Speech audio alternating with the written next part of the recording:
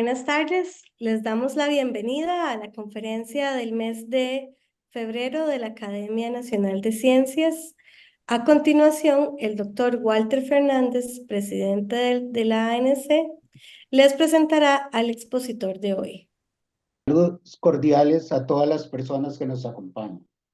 La Academia Nacional de Ciencias Costa Rica les da la más cordial bienvenida a la conferencia de hoy. Le agradecemos al máster Carlos Díaz Marín haber aceptado nuestra invitación para impartirla. Carlos Díaz Marín cuenta con un bachillerato en Ingeniería Mecánica y otro en Física de la Universidad de Costa Rica. En el 2021 obtuvo una maestría en Ingeniería Mecánica del Massachusetts Institute of Technology, MIT. Actualmente cursa su doctorado en Ingeniería Mecánica en el MIT, en el Laboratorio de Investigación de Dispositivos, especializado en transferencia de calor y masa a escala micro y nanométrica para aplicaciones en conversión y transporte de energía y gestión térmica. En el MIT, Carlos trabaja en materiales escalables y de alto rendimiento que pueden llevar a mejoras significativas en aplicaciones de energía y agua. Carlos desarrolla, mediante la combinación de modelado, síntesis y caracterización, materiales de bajo costo que puedan capturar humedad del aire para convertir esta humedad en agua potable o como un mecanismo de almacenamiento de energía.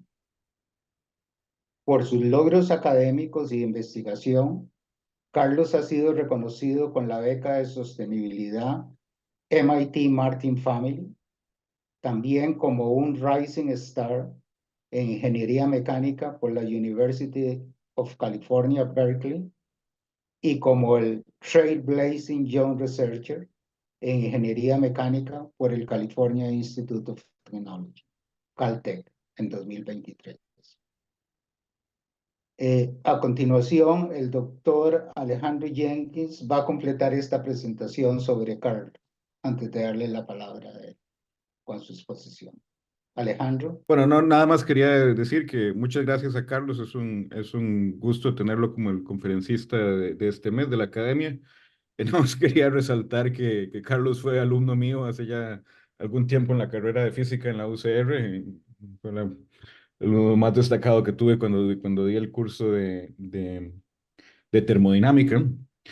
Bueno, desafortunadamente para mí, Carlos se fue por el lado de la ingeniería mecánica en lugar de por el lado de la física, pero espero que sea un buen uso de lo que lo que aprendió de termodinámica conmigo. Y lo otro que quería recalcar, aunque lo mencionó brevemente don Walter, es que este trabajo que va a presentar ahora Carlos fue presentado en noviembre del año pasado en la División de Ingeniería y Ciencias Aplicadas de Caltech, del Instituto Tecnológico de California, como uno de los 7 trabajos, digamos, más destacados de investigadores jóvenes que trabajan en Estados Unidos. Entonces, es un gran gusto para mí poder presentarles a Carlos el día de hoy. Muchas gracias. Carlos, puedes empezar con tu presentación. Pero muchas gracias, don Walter y Alejandro, por las introducciones y por la invitación para poder compartir con todos ustedes un poco lo que ha sido mi trabajo. Como mencionó don Walter, mi trabajo, hoy les voy a compartir respecto a mi trabajo del doctorado, que se ha enfocado en cómo producir agua y energía a partir de humedad que hay en el aire. Antes que todo, una breve introducción. Don Walter mencionó algunas de estas partes, pero yo soy graduado de la UCR. Me gradué en el 2018 en Ingeniería Mecánica y en el 2019 en Física. Y el tiempo en la UCR fue un tiempo muy bueno porque pude aprender mucho, pude cultivar mucho los intereses que he podido seguir en el doctorado y muchas de las habilidades y de las aptitudes también. Esta es una foto del primer año, de uno de los primeros cursos de la carrera de Ingeniería Mecánica, que hicimos una gira. Y esta es una foto para mí es una foto muy valiosa, es una foto de tal vez una de las mejores oportunidades que me dio la UCR. yo llevé la clase de termodinámica con Alejandro Jenkins y luego fui asistente de investigación con él. Y eso fue una excelente oportunidad para desarrollar habilidades de investigación. Incluso tuve la oportunidad de presentar este trabajo en Polonia con un colaborador de Alejandro, y eso de hecho fue con apoyo de la Academia Nacional de Ciencias. Entonces, para mí hoy se vuelve aún más un orgullo y una satisfacción el poder estar aquí de vuelta, en especial porque este apoyo siento que ha sido muy importante para mí. En el 2019 me fui a estudiar fuera del país y he estado, como mencionó Walter, en el MIT desde el 2019. Saqué la maestría en el 2021 y estoy actualmente en el doctorado. Y todo eso ha sido en este laboratorio, en el Device Research Lab. Esta es una foto de tal vez como hace año y medio de nuestro laboratorio. Son una combinación de estudiantes de maestría, doctorado y postdoctorados. Y aquí la persona en el centro es el investigador principal de nuestro laboratorio, que actualmente está con permiso sabático del MIT porque está dirigiendo, de hecho, una organización dentro del Departamento de Energía de Estados Unidos. Eh, Somos un laboratorio fundamentalmente que investiga transferencia de calor y para mí es sumamente interesante y importante estudiar esto por las grandes aplicaciones que puede tener tanto para tecnologías que puedan combatir el cambio climático como para tecnologías que puedan producir agua. Parte de las razones por las que nos interesan estas dos aplicaciones, y a mí me interesan mucho y me han motivado en mi investigación, tiene que ver con la crisis de agua potable. Este mapa, aquí pueden ver pintado en color los meses que estos territorios tienen escasez de agua. Entonces, los meses que están con este color más rojizo experimentan 12 meses al año, entonces el año entero escasez de agua, mientras que los lugares verdes no experimentan ningún mes escasez de agua. Resulta que si hacemos el promedio y calculamos cuánta gente está experimentando escasez de agua, resulta que 4 billones de la población mundial sufren de escasez de agua por lo menos un mes al año, y eso es una cantidad tremenda, es 2/3, 2 de cada 3 personas de la población mundial sufren de escasez de agua. Ahora, creo que todo el mundo sabe que la escasez de agua es ciertamente un problema, pero a mí me gusta ilustrar dos ejemplos de consecuencias que tiene la escasez de agua. Uno tiene que ver con esta condición que se llama el retraso del crecimiento. Es una condición eh, que básicamente nosotros estamos familiarizados con que la gente va a tener alturas diferentes dependiendo de la genética y dependiendo de distintos factores.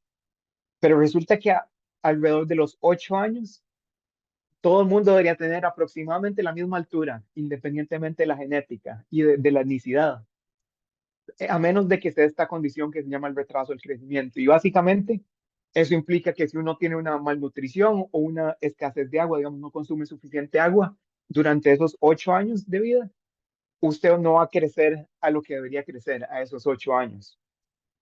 Y eso se traslada en muchos impactos a largo plazo, se traslada en una limitación del desarrollo físico y cognitivo de las personas.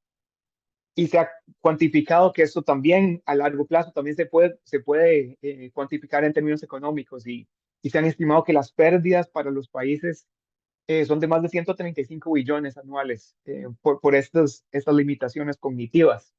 Y de hecho, si uno ve dónde se da esto más y dónde están estas limitaciones más, los países de Latinoamérica son donde más perjuicio se da por esta condición.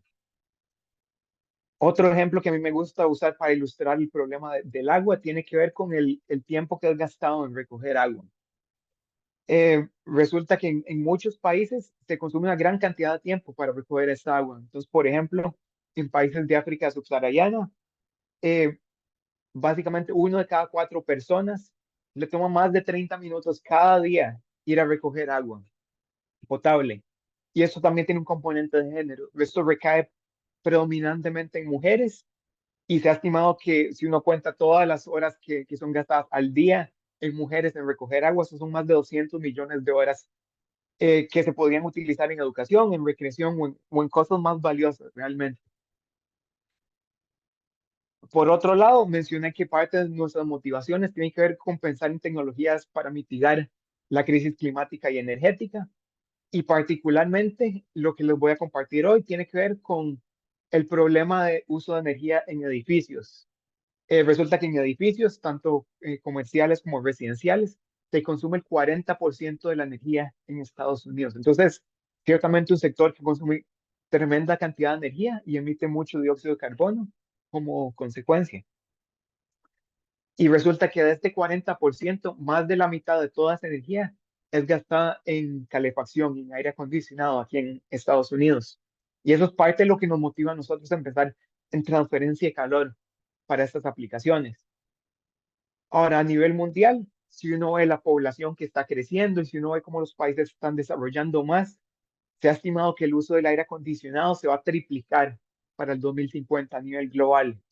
Y eso va a conllevar consigo un gran aumento del el consumo de energía y las emisiones de dióxido de carbono de la mano de este aumento del aire acondicionado. Ahora, como mencioné, nosotros estamos pensando en maneras en las que podemos atacar este problema y nosotros pensamos en la humedad como una fuente tal vez inconvencional de poder obtener energía y agua potable. Tal vez se puedan acordar de los cursos de primaria o de secundaria donde uno veía el ciclo de agua, donde básicamente el sol es capaz de evaporar agua de los mares o de los lagos. Esta agua luego se condensa en las nubes y luego llueve y luego se o infiltra en la tierra o se escurre de vuelta a través de ríos al mar. Ahora, en lo que me quiero enfocar aquí en particularmente es que como parte de este ciclo del agua, en el aire siempre va a haber una cantidad más o menos constante de humedad que es regenerada naturalmente por el sol a través de la evaporación. Esta cantidad de agua resulta que es una cantidad bastante significativa. Si uno cuenta cuánta agua hay en el aire, eso es 6 veces más de toda el agua que hay en los ríos. Y al mismo tiempo, esta agua carga una gran cantidad de energía. Básicamente, 1/3 de toda la irradiación del sol en la Tierra es absorbida por el agua y la mitad de toda esa energía es transportada por la humedad. Eso en parte se traslada en que la humedad carga una cantidad tremenda de energía, que resulta ser 1000 veces más que toda la potencia que se utiliza a nivel mundial. Entonces, para nosotros esto resulta sumamente atractivo, nos motiva a pensar en cómo podemos utilizar este recurso gigantesco de agua y de energía para mitigar estos problemas de escasez de agua y de falta de energía. Ahora, hoy propiamente les voy a hablar primero un poco de contexto, digamos, de cuáles son algunos de los métodos que se han utilizado para capturar agua del aire. Luego me voy a enfocar en este proceso de absorción de agua que nos permite producir tanto agua como calor.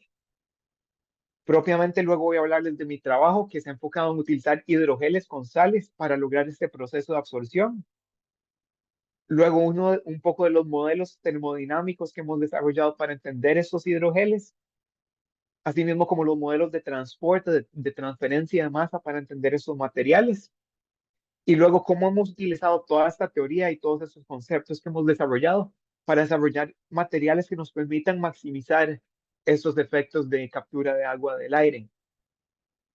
Finalmente voy a concluir con conectar esto, digamos, en qué implica lo que hemos desarrollado para estos temas de agua y de calor y un poco de conclusiones.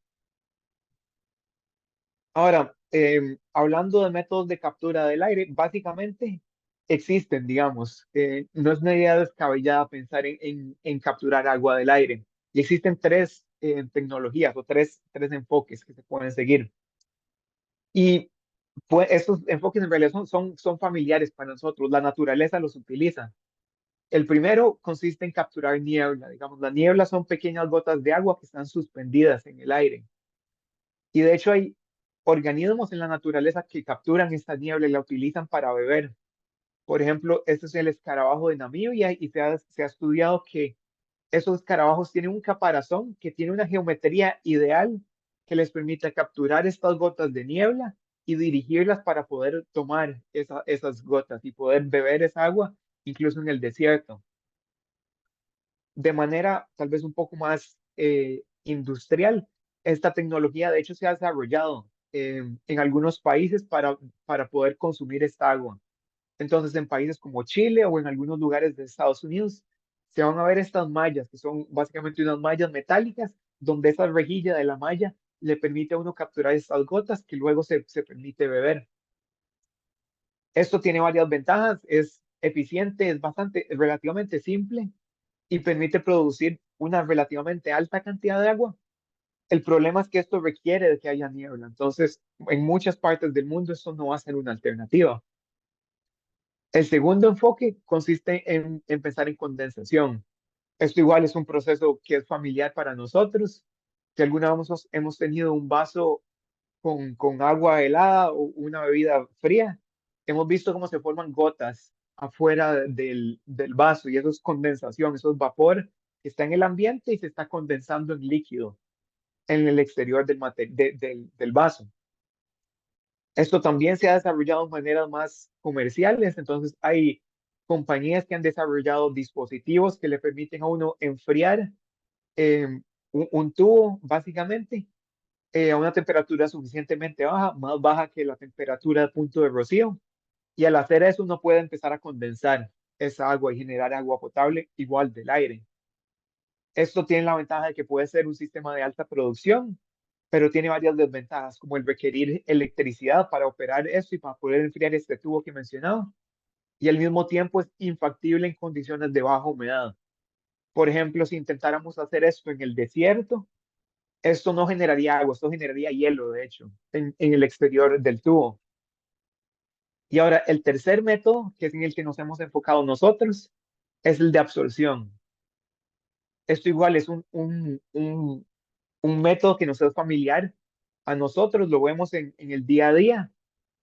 Por ejemplo, pueden ser que hayan visto ustedes esos paquetitos de gel de sílica que vienen con la ropa y sirven para deshumidificar la ropa y prevenir que se dañen por la humedad. Y lo que hace este gel de sílica, básicamente, debido a la química del gel, le permite atraer estas moléculas de agua que hay en el aire. Hay, de hecho, un par de compañías recientes que han desarrollado estos materiales y capturan agua del aire y luego liberan la humedad del material y han desarrollado lo que pueden ver acá ustedes, que son estos como paneles que capturan agua del aire. Esto tiene tal vez la principal limitación es el rendimiento. Cuesta generar suficiente cantidad de agua a través de esos enfoques, que es algo que nos ha motivado a nosotros a mejorarlo, pero tiene dos grandes ventajas. Una es que no ocupa electricidad, puede operar con calor del sol. Entonces, uno no puede no depender de una red eléctrica para operar este tipo de enfoques. Y la otra ventaja es que esto puede operar básicamente en condiciones de aridez y en condiciones también más húmedas. Entonces, no tiene estas limitaciones de requerir o de niebla o requerir de altas humedades como la condensación. Ahora, estos enfoques en total, una de las uno de los datos que a mí más me motivan a pensar en esto es que se ha estimado, este es un artículo que fue publicado por ingenieros de Google hace como 3 años, y ellos lo que hicieron fue básicamente ver las condiciones climáticas en el mundo y correlacionar eso con la población que está experimentando escasez de agua. Y en términos muy sencillos, lo que ellos concluyeron es que estos enfoques pueden producir agua para 1 billón de personas, que es básicamente la mitad de la población que está experimentando escasez. Entonces, ciertamente eso a mí me ha motivado mucho a pensar en cómo poder mitigar los problemas que tienen estas tecnologías. Como mencionaba, nosotros nos hemos enfocado en el tema de absorción en particular por varias razones. Primero, como mencionaba, no requiere electricidad, entonces uno puede operar independientemente de una red eléctrica, no tiene que estar conectado básicamente. Esto le permite, como decías, ser descentralizado, no requiere de infraestructura. Uno puede operar en condiciones de aridez y de desiertos, que es básico. De hecho, se correlaciona mucho con la gente que está experimentando escasez de agua. Y por último, estos sistemas pueden ser de muy bajo costo y eso es lo que hemos intentado lograr nosotros. El principio detrás de estos sistemas es, como mencionaba, uno tiene un material absorbente, que es un material que tiene afinidad a capturar agua del aire. Y este material uno lo coloca en un dispositivo que básicamente es como una caja, en términos muy simples. Entonces, durante el paso de absorción, uno abre esta caja y expone el material a la humedad. Y esto usualmente pensamos en hacerlo durante la noche, que es cuando la humedad va a ser más alta. Ahora, en el día, básicamente cerramos esta caja, este dispositivo, y calentamos a través de calor solar el solvente.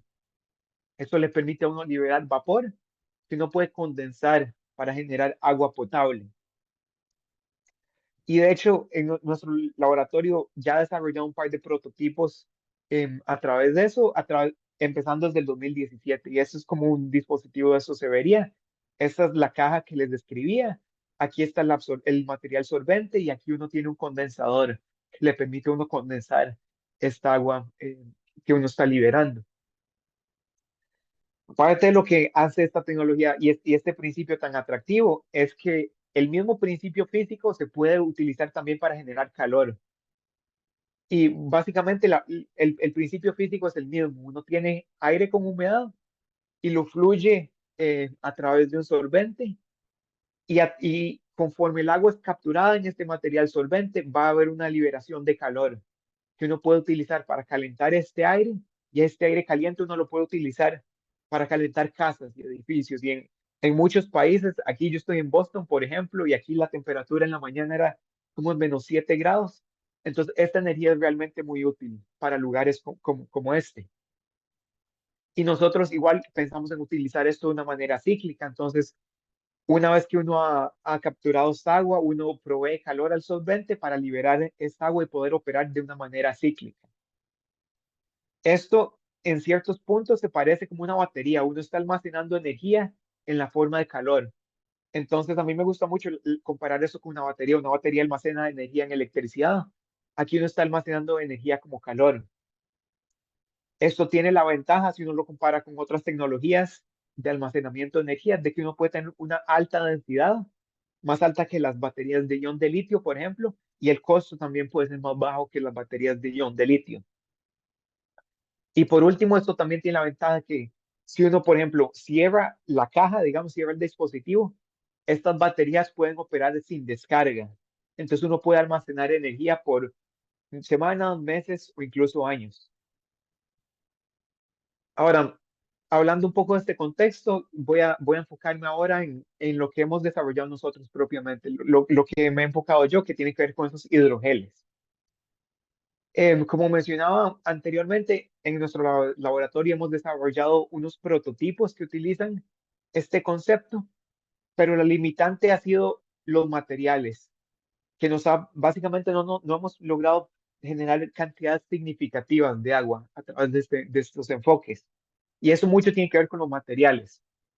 Hemos desarrollado, los materiales que se han utilizado son de relativamente alto costo, por lo menos para estas aplicaciones, cuestan más y en muchos casos mucho más que $3 por kilogramo y tienen bajo rendimiento. Y con eso quiero decir que 1 kilogramo de este material usualmente genera menos de 1 kilogramo de agua. Entonces, cuando yo vi este problema, yo me puse a pensar en otros materiales que se podían utilizar y en qué se había demostrado en otras investigaciones. Y por eso me enfoqué yo en esos materiales, que es la combinación de hidrogeles y sales. Básicamente un hidrogel es un material que es muy bueno en retener líquidos y es tan bueno en retener líquidos que de hecho los usamos en pañales comúnmente. Y estos hidrogeles los combinamos con sales, que usualmente son sales higroscópicas como el cloruro de calcio o el cloruro de litio.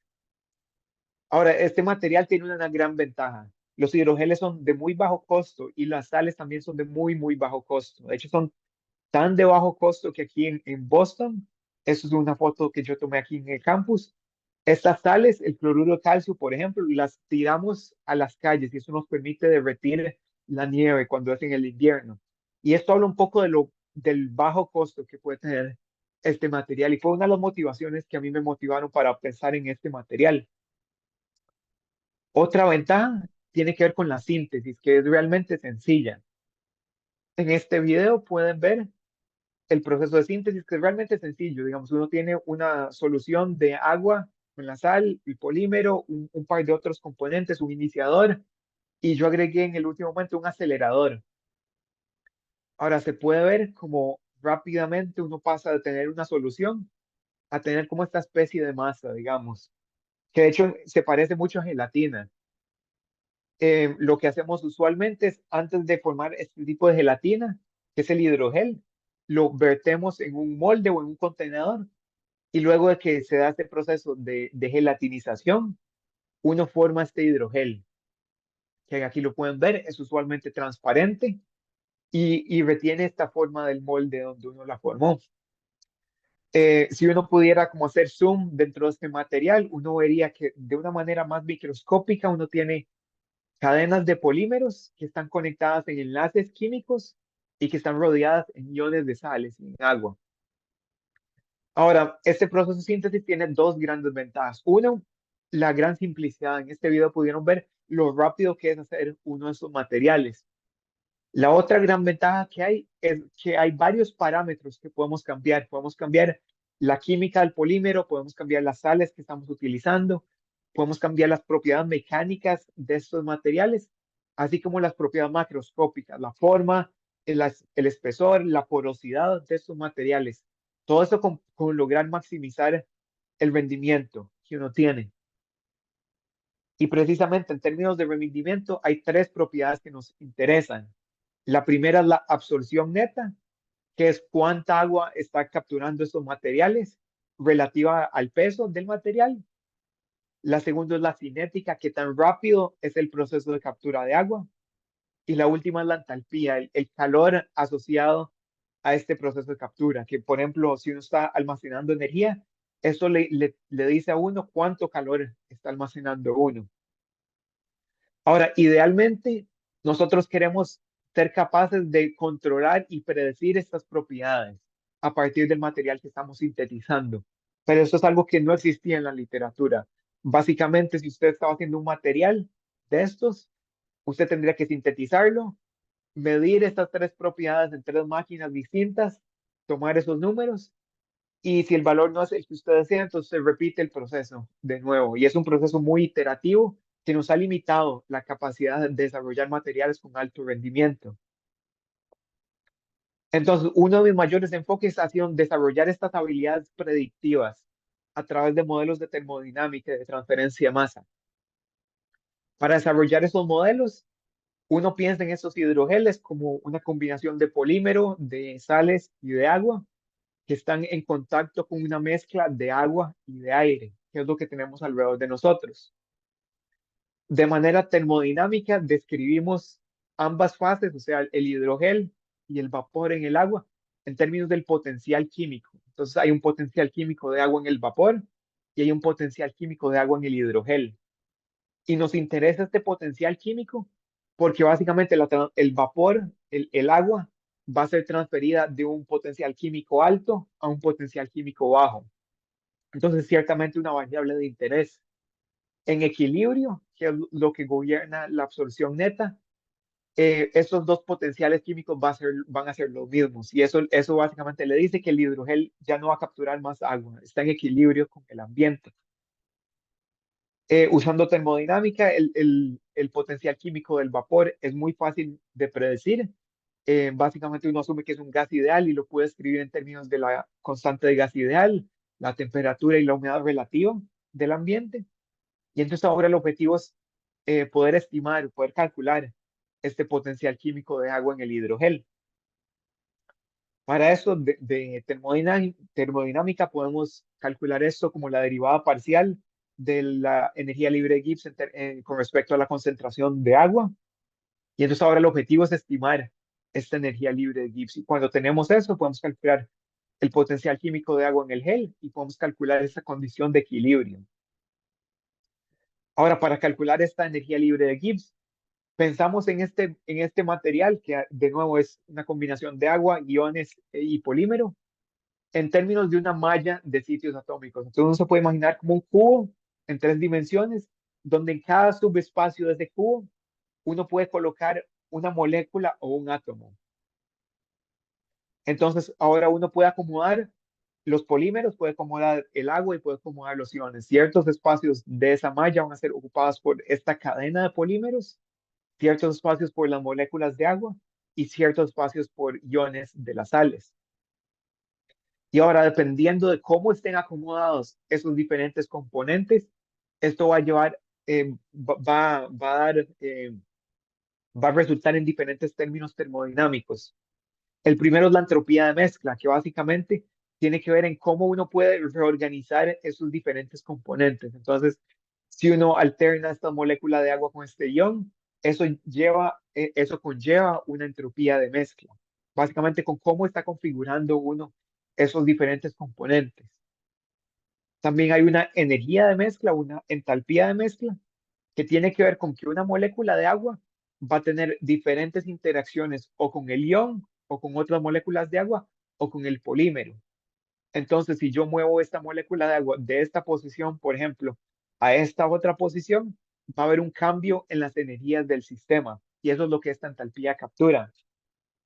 Lo último es una energía de formación. Básicamente, cuando estos materiales capturan agua del aire, se van a expandir y eso conlleva una penalidad energética. Es como un resorte donde uno tiene que aplicar cierta energía para poder expandirlo. Ahora, si uno combina esos tres términos, puede escribir esta energía libre de Gibbs. El punto es que uno puede utilizar esta expresión para calcular el potencial químico y luego igualar ese potencial químico al potencial químico del vapor. Aquí lo estoy mostrando de manera como esquemática, pero básicamente si uno utiliza expresiones de física de polímeros y de termodinámica de mezclas, uno puede calcular esta energía libre de Gibbs, esos diferentes términos, y entonces puede calcular este potencial químico. Hay varios pasos matemáticos de por medio, pero si uno se salta el resultado, uno puede, de hecho, derivar una ecuación analítica para la absorción neta en términos de cuánta sal tiene su hidrogel, que es este SL, así como las propiedades de la sal, que incluyen el coeficiente de actividad, el número de iones que tiene su sal, así como la masa molar que tiene la sal. Entonces, el punto de esto es que ahora, si yo estoy sintetizando un hidrogel y sé cuánta sal estoy poniendo y sé las propiedades de la sal que yo estoy eligiendo, yo sé cuánta masa de vapor del agua voy a poder capturar. Puedo predecirlo. Y de hecho podemos interpretar un poco más esta expresión. Este primer término tiene que ver con la absorción de la sal pura, digamos si uno no tuviera el hidrogel, el polímero, mientras que este primer término básicamente toma en cuenta el peso del polímero. Y en esencia este término le dice que el polímero es peso muerto, que no está realmente contribuyendo a la capacidad de capturar agua del aire. Ahora, con este modelo, yo sinteticé hidrogeles de diferente tipo. Entonces, todos son poliacrilamida con cloruro de litio en diferentes cantidades de cloruro de litio, empezando por uno que no tenía nada de sal hasta uno que tenía 8 veces más sal que polímero. Y aquí estoy mostrando mediciones experimentales donde hemos medido esta absorción neta como función de la humedad relativa del ambiente. Aquí hay dos puntos importantes. El primero es que nuestro modelo hace un muy buen trabajo en capturar los resultados experimentales y eso es muy satisfactorio, significa que el modelo está funcionando.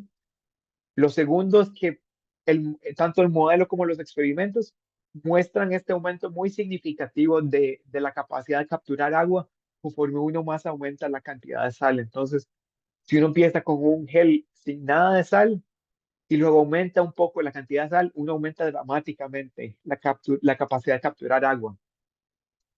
Conforme uno sigue aumentando esto, uno tiende como un límite asintótico, que sería el límite de donde uno tiene sal pura, digamos, y donde este SL se vuelve infinito y uno recupera este segundo término. Ahora, con el éxito de este modelo, lo llevé un paso más adelante para no solo predecir nuestros propios experimentos, pero ver si podemos predecir lo que otros grupos también han demostrado. Entonces aquí pueden ver 4 hidrogeles que han sido demostrados por 4 grupos diferentes, de hecho en 4 países diferentes, y tienen diferentes químicas del polímero, de la sal, diferentes propiedades mecánicas. Y lo que es muy satisfactorio es que nuestro modelo, solo con saber cuánta sal tiene uno en el polímero, así como las propiedades de la sal, puede predecir con gran efectividad lo que estos grupos pudieron medir. Entonces ahora esto no es ningún misterio. Ahora que hacemos un hidrogel, podemos predecir perfectamente cómo se va a comportar. Eh, Podemos utilizar este conocimiento termodinámico para predecir estas otras variables que mencioné que eran de importancia. Una segunda es la entalpía de absorción, que tiene que ver con el calor que se requiere para liberar moléculas de agua del material. Y uno básicamente lo puede capturar en términos de esta entalpía que habíamos escrito anteriormente y más la entalpía de vaporización de agua. Igualmente sinteticé hidrogeles y medí esta entalpía de desorción. Y aquí pueden ver los resultados como función de la humedad relativa. Estos círculos son mediciones que yo hice para hidrogeles que tienen diferentes cantidades de sal y esta línea es el modelo. Aquí hay varios puntos importantes. El más importante quiero resaltar es que hay un buen match, digamos, de los modelos con relación a los experimentos. Ahora podemos predecir esta variable y también vemos cómo este calor empieza en un valor alto en humedades bajas y tiene un valor más bajo que se aproxima a la entalpía de vaporización de agua conforme uno está en condiciones más hidratadas. Podemos repetir este experimento para hidrogeles con diferentes químicas. Y aquí varié, en lugar de usar poliacrilamida, usé alcohol de polivinilo como el polímero. Igualmente vemos una buena correspondencia entre los resultados experimentales y el modelo. Entonces, igual el valor aquí es que ahora podemos predecir esta variable crítica, que es el calor asociado al proceso de captura. Ahora, la última variable que mencioné de importancia es la cinética, que tiene que ver con qué tan rápido es el proceso de captura de agua. Y eso es importante porque si se correlaciona con, por ejemplo, cuánta agua puede producir uno en un día a través de estos enfoques. Entonces es algo que queremos maximizar, ciertamente. Desde un punto de vista de transferencia de masa, pensamos que en el aire hay cierta cantidad de moléculas de vapor y estas moléculas de vapor viajan primero que todo desde el ambiente hasta la superficie del hidrogel. Esto puede ser por un proceso de convección, digamos, si hay flujo de aire, puede ser un proceso de convección. Una vez que estas moléculas llegan a la superficie del hidrogel, se condensan, entonces pasan de ser gas y se vuelven líquido. Y dentro del hidrogel van a viajar por difusión dentro del hidrogel. Ahora, nosotros hemos desarrollado muchos modelos y mediciones que nos han permitido estimar que este proceso de difusión es más rápido que el proceso de convección. Entonces, este proceso de convección es el proceso que realmente limita qué tan rápido es este proceso de captura de agua. Entonces, hemos desarrollado modelos donde uno asume que este proceso de convección es el limitante y puede predecir de una manera muy adecuada qué tan rápido es este proceso de captura de agua. Entonces, aquí pueden ver cómo la absorción, cuánta agua uno ha capturado, varía como función del tiempo. Cuando uno empieza en una condición de 20% de humedad relativa y aumenta a 30, a 50 o a 70% de humedad relativa y luego vuelve a la condición de 20% de humedad relativa. Igualmente, aquí hay muchos puntos interesantes, pero lo que quiero resaltar es que ahora tenemos la capacidad de predecir dinámicamente cómo es el proceso de captura de agua. Yo puedo predecir para un hidrogel, si yo sé la composición y si yo sé la geometría y sé el ambiente en el que está mi hidrogel, puedo predecir cuánta agua puedo producir en un periodo de tiempo. Y eso es muy valioso conforme pensamos en optimizar estos sistemas. Si uno toma todos estos resultados en conjunto, básicamente hemos demostrado que si yo estoy sintetizando un hidrogel, yo puedo predecir cualquiera de las variables que son importantes. Si usted me dice cómo fabricó usted su hidrogel, yo le puedo decir cuánta absorción neta va a tener su material como función de la humedad relativa. Le puedo predecir qué tan rápido es ese proceso y le puedo predecir cuánto calor está asociada con este proceso de captura de agua. Y esto tiene dos implicaciones grandes. Una, podemos entonces, ahora que sabemos qué gobierna estas propiedades, podemos pensar en optimizar estas propiedades a través de cómo sintetizamos el hidrogel. La segunda implicación es que también podemos utilizar dispositivos a través de sus conocimientos. Y voy a hablar un poco de estas dos oportunidades.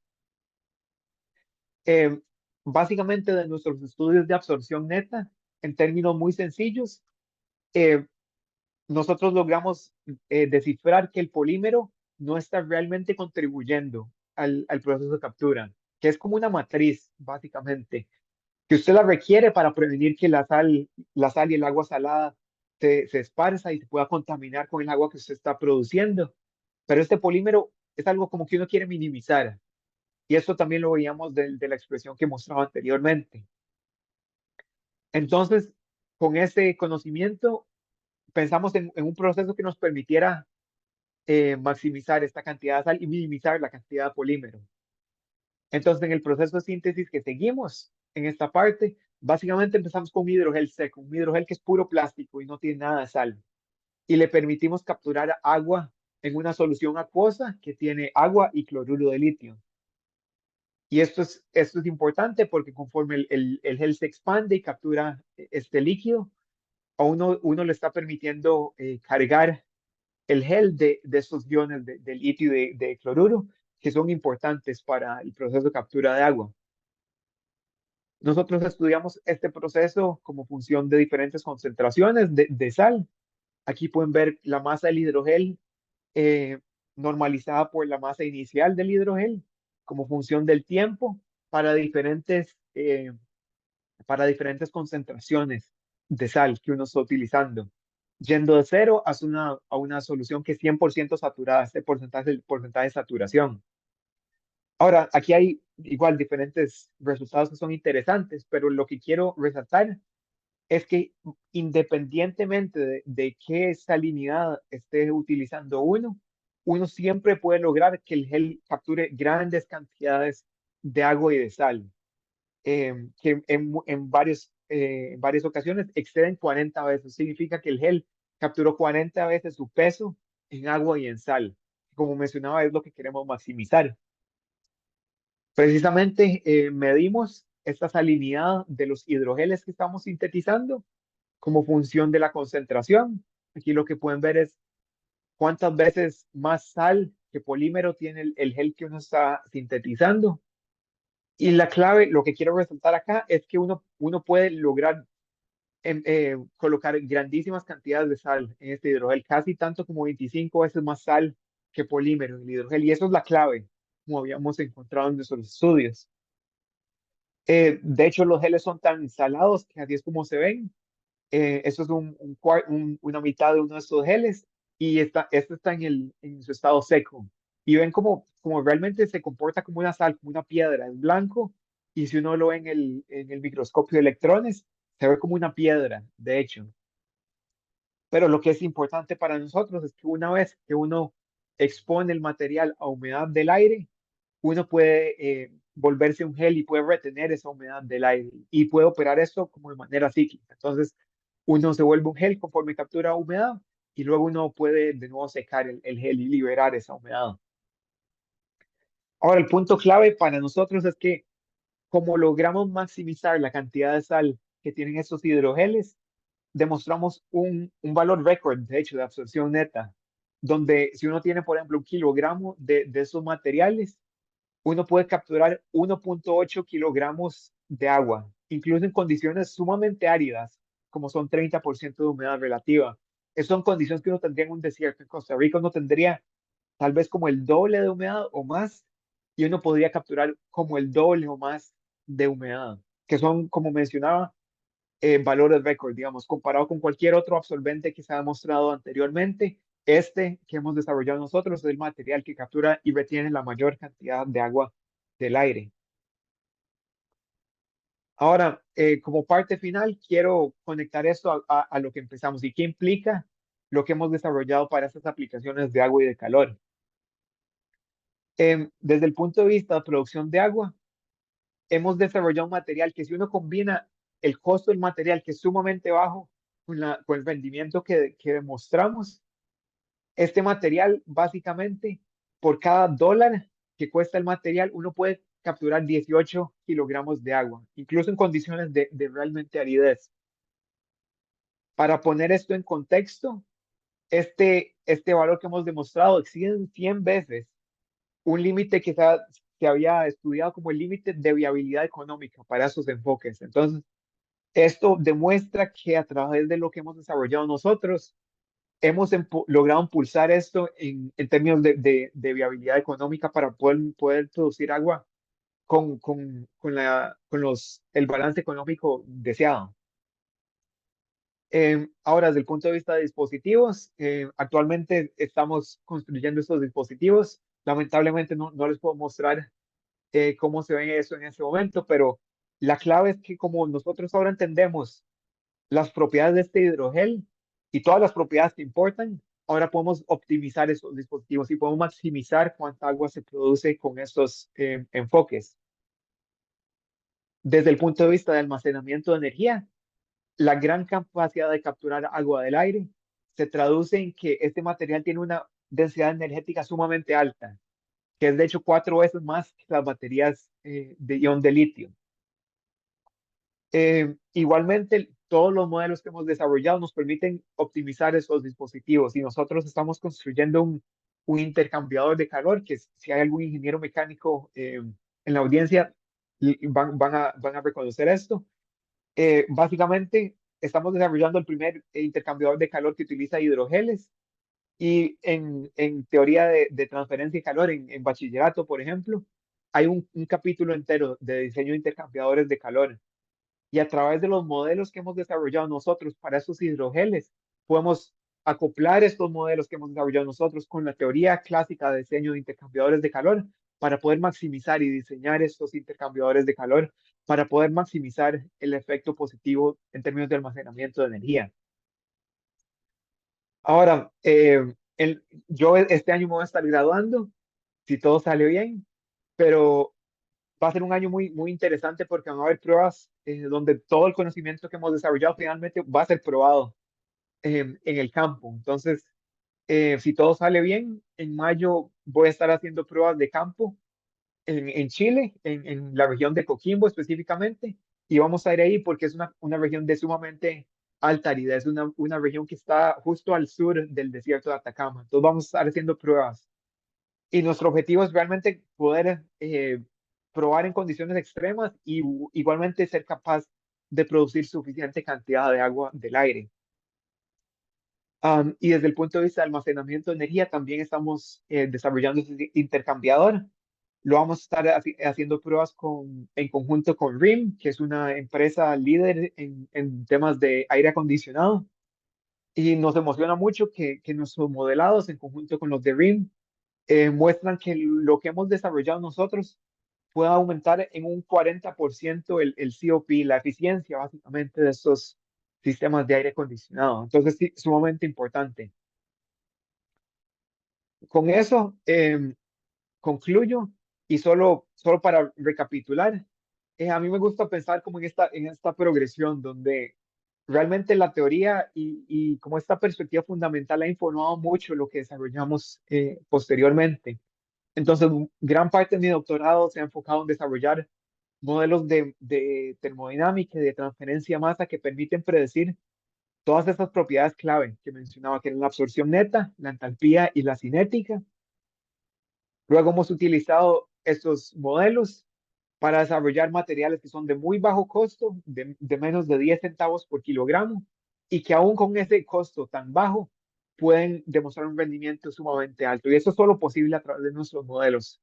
Como mencionaba, hemos desarrollado materiales que capturan casi 2 kilogramos de agua por kilogramo de material, incluso en condiciones de aridez. Y por último, como mencionaba, estamos muy emocionados por las posibilidades en términos de aplicación.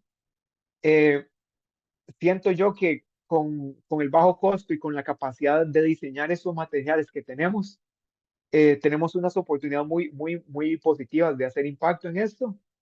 Y tal vez como lo que queremos lograr la meta que yo me propongo siempre es poder generar en 1 metro cuadrado 5 litros de agua, digamos. Ese es como el número al que quiero yo lograr, porque eso es el agua que ocupa una persona por día.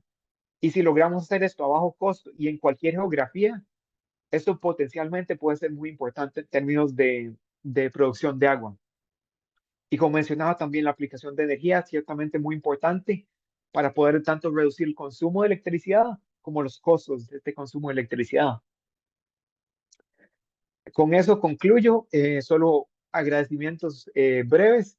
Todo lo que he mostrado acá lo he desarrollado en conjunto con colegas. Estos son proyectos muy grandes que requieren muchas habilidades diferentes, entonces me he beneficiado mucho de mis colegas. Este es mi laboratorio.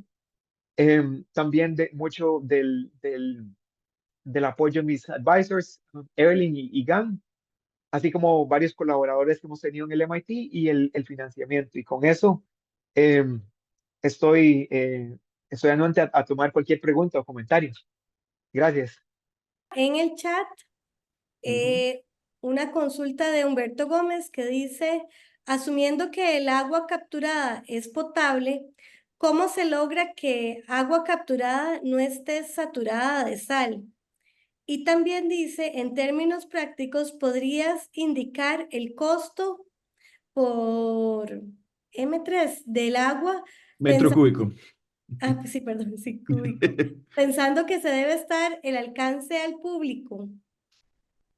Sí, sí, las dos son muy buenas preguntas.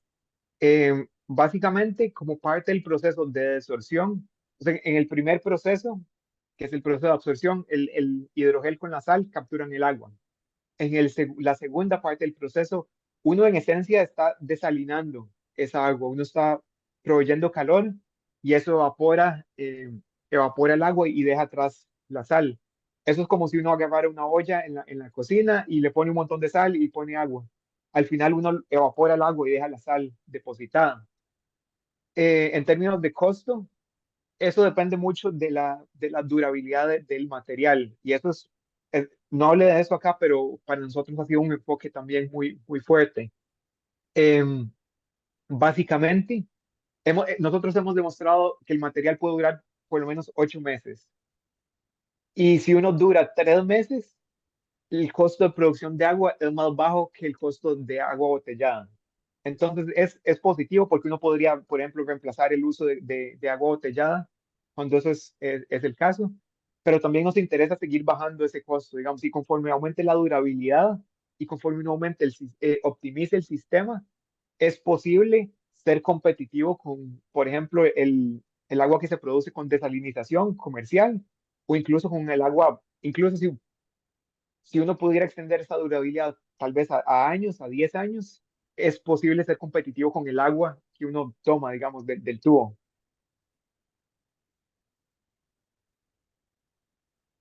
Luego hay un comentario de Catalina. Dice, demasiado valioso como fuente de energía y agua, pensar que cada vez se descubren nuevas formas de obtener energía, minimizando la contaminación de los combustibles fósiles y otros. Sí, sí, definitivamente. Y creo que para mí el tema de la humedad, cuando uno hace como el número y calcula que son 1000 veces la cantidad de potencia comparada con la potencia mundial, es un número gigantesco, pero tiene sentido porque casi toda la energía del sol está moviendo este ciclo del agua.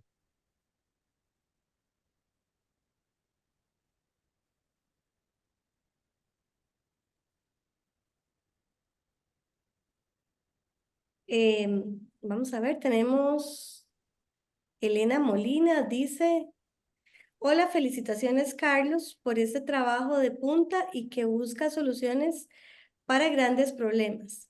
Parece que el menos 75% o 75% de humedad relativa es ideal para un aumento en la eficiencia de absorción. Costa Rica tiene Costa Rica tiene casi siempre y en casi todo lado una humedad similar. Nos hace un lugar ideal para maximizar esta eficiencia. Consulta a ella. Sí, vamos a ver, creo que están viendo por acá. Y definitivamente, estos materiales conforme más humedad relativa tenga uno, pueden capturar más agua. Entonces es sumamente, va a poder capturar más agua en un clima como el de Costa Rica. Nosotros, usual, nosotros usualmente nos enfocamos como en condiciones de alta aridez, porque si uno logra como resolver ese problema, puede resolver cualquier otro problema, digamos, y el rendimiento solo va a ser mejor en otras condiciones. Lo otro es que en condiciones como las de Costa Rica, estas otras alternativas también se vuelven viables, digamos. En condiciones de aridez, esta se vuelve la única alternativa, pero uno perfectamente podría en el Cerro de la Muerte poner estas mallas para producir agua y eso es una solución bastante sencilla. En Chile, por ejemplo, se utiliza, en partes de California se utiliza. Uno perfectamente podría utilizar condensación, requiere electricidad, pero es otra alternativa.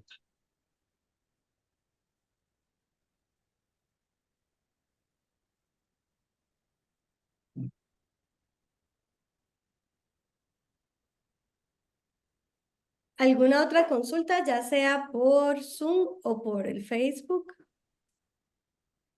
Bueno, tal vez en Chile voy a hacer yo la pregunta.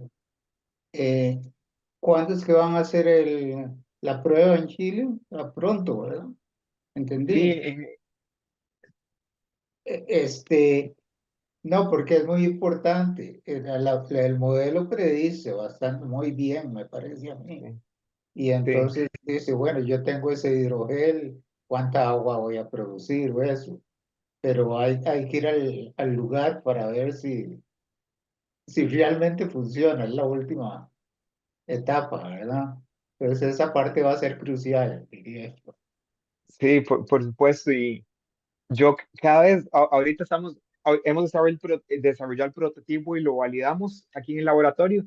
Incluso cada vez que producimos agua, yo me sorprendo porque es como, es sorprendente, no sé, el hecho de que realmente haya agua. Y el punto es que es difícil de creer hasta que uno lo vea, digamos, y definitivamente tiene mucho valor y por eso hemos buscado como establecer esta colaboración con las universidades de allá, incluso para que nos guíen en qué regiones son beneficiosas y yo estoy seguro de que van a haber imprevistos y uno, no va a descubrir cosas y va a tener que resolver ahí en el campo. Sí, muy bien. Josué Flores dice, buenas tardes, ¿cómo afecta el sistema los agentes externos presentes en el aire, polvo y demás? Y si el aire tiene algún contaminante, ¿cómo afecta esto la calidad del agua obtenida? Sí, esas son excelentes preguntas. Y hay grupos, de hecho, que se están enfocando en eso. Nosotros, por el momento, eh, lo que hacemos usualmente es medir la calidad del agua una vez que uno la produce. Y usualmente, digamos, si uno como limpia bien el dispositivo, va a caer como dentro de los límites de la Organización Mundial de la Salud. Eh, no hemos, y creo que eso va como con el punto de Don Walter, digamos, de que no sabemos a ciencia cierta cómo responde eso a función del ambiente, digamos, y como el polvo o el smog o los diferentes aspectos de diferentes ambientes se traducen en eso. Creo que hay unos grupos que han empezado a ver eso, pero es una pregunta muy interesante y no sabemos a ciencia cierta. Alejandro tiene Alejandro, ¿usted Sí, tiene una consulta? sí, quería hacer una pregunta muchísimo menos práctica que esta, que las anteriores.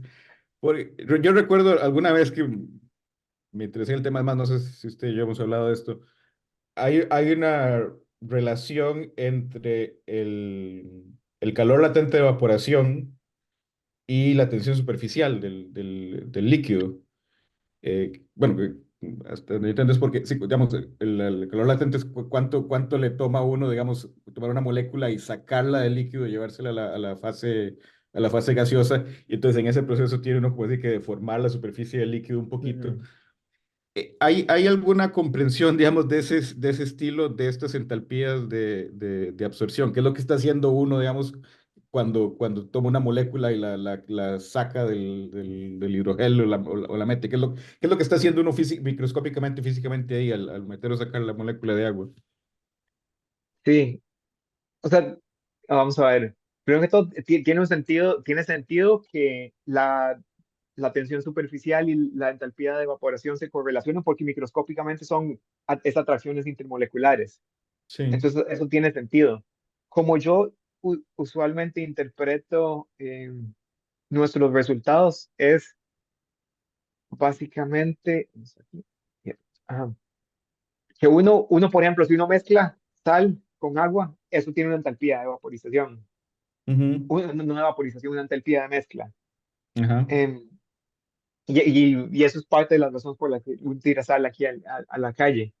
Y entonces a mí me gusta pensar en este proceso de desorción en términos de que primero que todo uno está como, tal vez el proceso inverso es mejor, como el proceso de captura de agua, primero que todo uno condensa una molécula de agua, entonces pasa de vapor a líquido y luego lo mezcla.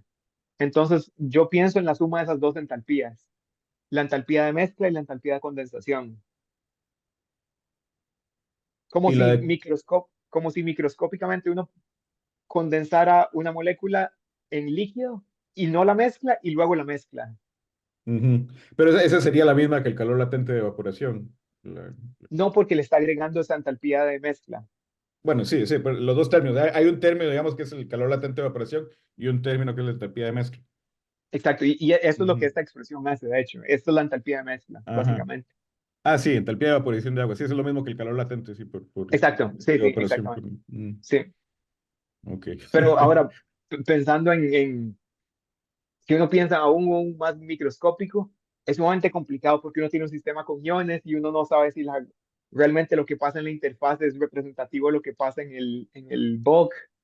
Entonces, es sumamente complicado, como No, y un modelo más yo me acuerdo, microscópico. como le digo, en algún momento que me interesé por ese problema de la microfísica, de entender el calor latente de Mm, evaporación, no, no está bien entendido, digamos, pero como dice usted, tiene que haber una relación porque las dos cosas vienen de las interacciones moleculares, pero sí, los detalles no, no es como que estén muy claros. Me sí, imagino que sí, aquí todavía menos claro, pero bueno, sí, sí, sí. pero no se Y necesita para sus efectos.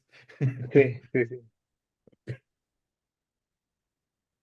Tenemos otra consulta, dice, esta tecnología podría permitir el abastecimiento individual de agua, lo cual es excelente para romper dependencia y aliviar la presión sobre los acueductos públicos.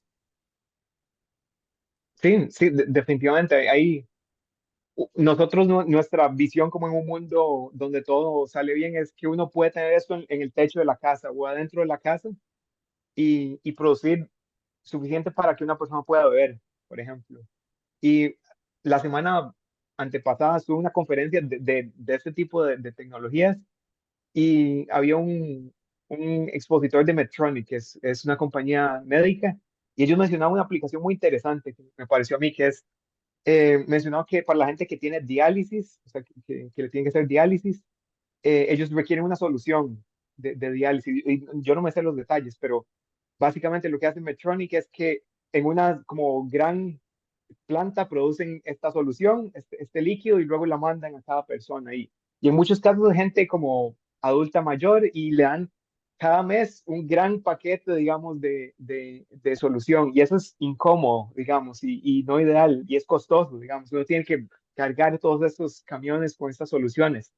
Entonces, ellos estaban explorando estas tecnologías como una manera en la que la persona puede generar en la casa el agua y luego mezclarla con el resto de componentes que ocupen la solución y poder producir en la propia casa esta solución de diálisis.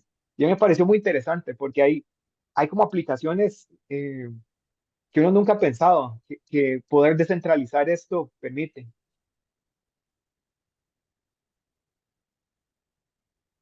Luego dice Eugenia, felicidades Carlos por estas investigaciones de gran trascendencia social. ¿Cuál es la durabilidad de esta agua en contraposición con el agua de otro tipo? Sí, es una pregunta interesante.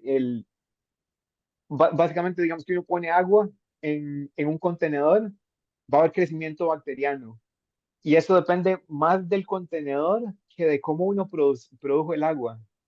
Pero en ambos casos es importante.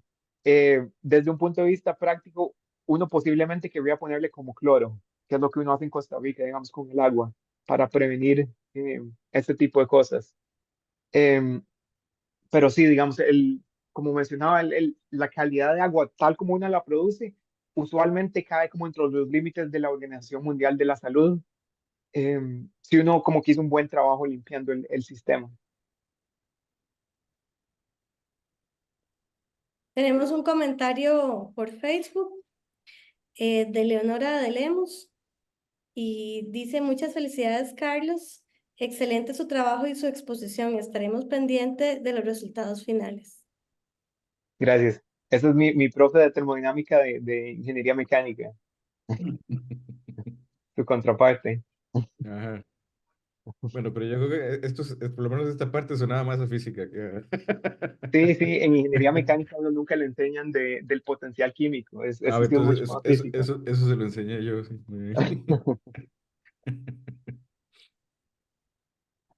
Para ver, me parece, tenemos otra pregunta. Dice: los musgos creo que absorben aproximadamente 10 kilos de agua entre kilo, aunque hacen captura de niebla. Tal vez aplicar biomimesis podría mejorar el diseño de las redes de polímetros e hidrogeles, aunque sean de una naturaleza más inorgánica. Sí, es un buen punto. De hecho, para esos enfoques de captura de niebla, hay varios grupos y varios grupos de investigación que se han enfocado en estudiar, por ejemplo, el caparazón de esos escarabajos que tienen una geometría muy, muy particular y copiarlo, digamos, y desarrollar como las redes, estas redes que mencionaba anteriormente, con este tipo de estructuras. Entonces, yo soy un gran creyente de la biomimesis. Esto es más, funcionaría más para los asuntos de captura de niebla. Mientras estamos en esta diapositiva, nada más otra pregunta por pura curiosidad. Ajá. ¿Por qué es que dice que la condensación, digamos que si usted pusiera uno de estos condensadores en el desierto, lo que se formaría de hielo por fuera? Qué es lo que está pasando ahí? Porque la presión de vapor, uno tiene una presión de vapor sobre agua y presión de vapor sobre hielo, Ajá. que son diferentes. Ujú. Básicamente, en humedades, déjeme pensar, Menor sobre el hielo. sí, la humedad sobre el hielo siempre menor. Y básicamente en cierta humedad, que es algo así como 30%, energéticamente se vuelve más favorable formar el hielo por culpa de esta presión del hielo Mm, siendo más baja. Entonces uno lo que hace es no sublimar, el antisublimar, ujú. depositar el Depositar, hielo. sí. Ujú, sí, Ok, se vuelve energéticamente favorable depositar en lugar de condensar. exactamente. Mm.